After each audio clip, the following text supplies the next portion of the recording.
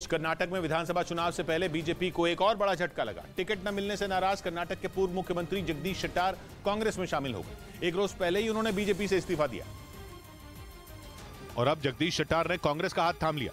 जगदीश शेट्टार को खुद कांग्रेस अध्यक्ष मल्लिकार्जुन खड़गे ने पार्टी में शामिल करवाया। जगदीश शेट्टार का बीजेपी छोड़कर कांग्रेस में जाना पार्टी के लिए एक बड़े झटके की तरह देखा जा रहा है, क्योंकि येडियुरप्पा के बाद वो लिंगायत समुदाय के दूसरे बड़े नेता माने जाते हैं और कर्नाटक में इस समुदाय के करीब 17% वोटर हैं। 2012 से 2013 तक जगदीश शेट्टार कर्नाटक के मुख्यमंत्री भी रह चुके हैं। इतना ही नहीं, हुबली धारवाड़ मध्य से बीजेपी विधायक जगदीश शेट्टार 6 बार वहां से लगातार जीते और अब उन्होंने साफ कर दिया कि वो 7वीं बार भी इसी सीट से जीत दर्ज करेंगे, क्योंकि कहा जा रहा है कि कांग्रेस ने उन्हें हुबली धारवाड़ मध्य सीट से ही टिकट देने का वादा किया है और इसी भरोसे पर उन्होंने कांग्रेस का दामन थामा। लेकिन कर्नाटक चुनावों में बीजेपी की लिस्ट आने के बाद सिर्फ जगदीश शेट्टार ही नहीं बल्कि कई दूसरे नेता भी नाराज बताए जा रहे हैं, जिनमें एक लक्ष्मण सावदी तो 14 अप्रैल को कांग्रेस में शामिल भी हो गए थे। उन्होंने भी बीजेपी पर अपनी अनदेखी का आरोप लगाया था और कर्नाटक के डिप्टी सीएम रहे सावदी ने बीजेपी छोड़ दी थी। लेकिन बीजेपी की मुश्किल यहीं खत्म नहीं हुई, क्योंकि टिकट नहीं मिलने की वजह से कर्नाटक बीजेपी में कई और चेहरे पार्टी से नाराज बताए जा रहे हैं और कांग्रेस इसे वहां एक मौके के तौर पर देख रही है। There are a lot of leaders which we are not able to accommodate them. BJP ने कर्नाटक चुनावों में अब तक कुल 224 सीटों में 222 सीटों के लिए उम्मीदवारों की घोषणा की है और कहा जा रहा है कि इनमें करीब 20 सीटों पर उसे नाराजगी का सामना करना पड़ रहा है।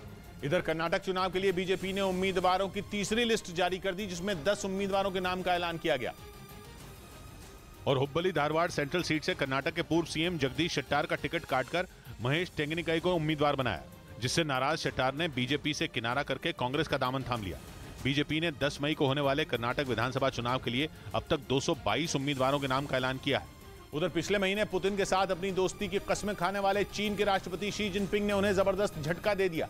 चीन ने ऐलान कर दिया कि वो न तो रूस को हथियार देगा न ही यूक्रेन को, और पुतिन को यूक्रेन को जीतने के लिए इस वक्त हथियारों की सबसे ज्यादा जरूरत है और चीन के पास परमाणु हथियारों से लेकर बेहद घातक हाइपरसोनिक मिसाइलें तक हैं, जो अगर यूक्रेन पर गिरी तो उसके ताबूत में आखिरी कील साबित हो सकती हैं।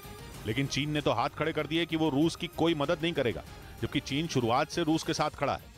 माना जा रहा है कि चीन ने रूस को हथियार न देने का फैसला अपने मन से नहीं बल्कि मजबूरी में लिया, क्योंकि अमेरिका पहले ही बहुत तीखे शब्दों में चीन को चेतावनी दे चुका है कि अगर उसने पुतिन को हथियार दिए तो अंजाम भुगतने के लिए भी फिर तैयार रहे।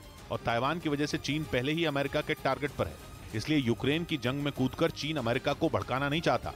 इस बीच रूस के साथ जंग के बीच यूक्रेन ने अपनी सीक्रेट फोर्स के कमांडो मैदान में उतार दिए, जिसका एक वीडियो भी सामने आया, जिसमें सीक्रेट फोर्स डोजोर के कमांडो ताबड़तोड़ गोलियां बरसाते दिखाई दी। यूक्रेन की इस सीक्रेट फोर्स का कोई वीडियो पहली बार सामने आया। ये कमांडो आसमान के साथ साथ पानी में भी दुश्मन से मोर्चा लेते नजर आए। पश्चिमी मीडिया के मुताबिक ये वही खुफिया फोर्स है जिसके जवानों ने रूस की सेना की नाक में दम किया हुआ है। इसी फोर्स की वजह से रूसी फौज की कई टुकड़ियां घुटनों पर आ गईं। बखमुत समेत यूक्रेन के कई शहरों में रूस के महीनों तक संघर्ष करने के पीछे भी इसी फोर्स का होना बताया जाता है। खबर है कि यूक्रेन की इस फोर्स को 2002 में सीक्रेट ऑपरेशन के लिए बनाया गया था। इस फोर्स में 53,000 सैनिक हैं, जिन्हें स्पेशल ट्रेनिंग दी जाती है। इधर